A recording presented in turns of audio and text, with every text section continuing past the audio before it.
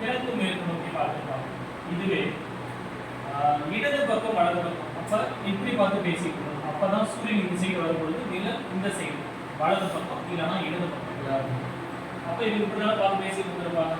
Question அடுத்து என்ன கொடுத்துருக்காங்க, ரீட்டாவின் நிழல் தீட்டாவின் வலது புறம் எடுக்காத கொடுத்துருக்காங்க. அதான் கொடுத்துருக்காங்க. அப்ப ரீட்டாவுடைய நிழல், அப்ப ரீட்டா இங்க இருந்திருப்பாங்க, தீட்டா இங்க இருந்திருப்பாங்க. இந்த சைடு சூரியன் வரதுனால ரீட்டாவுடைய நிழல் இந்த பக்கம் தான் விழும். தீட்டா தெற்கு நோக்கி நின்றுருக்காங்க. அப்ப தெற்கு நோக்கி நிற்கிறவங்களுக்கு இதுதான் வலது பக்கம். அப்ப ரீட்டாவுடைய நிழல் தீட்டாவுடைய வலது பக்கம் இருந்துச்சு. ஏன்னா தீட்டாவுக்கு இது லெஃப்டா இருக்கும், இது வந்து பாத்தீங்கன்னா ரைட்டா இருக்கும். ரீட்டாவுக்கு இது ரைட்டா இருக்கும், இது வந்து பாத்தீங்கன்னா லெஃப்டா இருக்கும். ரீட்டாவுடைய நிழல் இந்த பக்கம் தான் இப்படி விழுகும். அப்போ தீட்டாவுடைய ரைட் சைடு தான் விழுகும். இப்போ என்ன கொஸ்டின் கேட்டிருக்காங்க,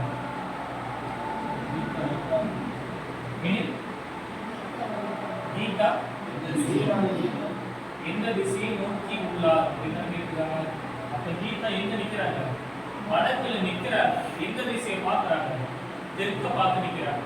ஆன்சர் தெரிஞ்சுட்டு கீதா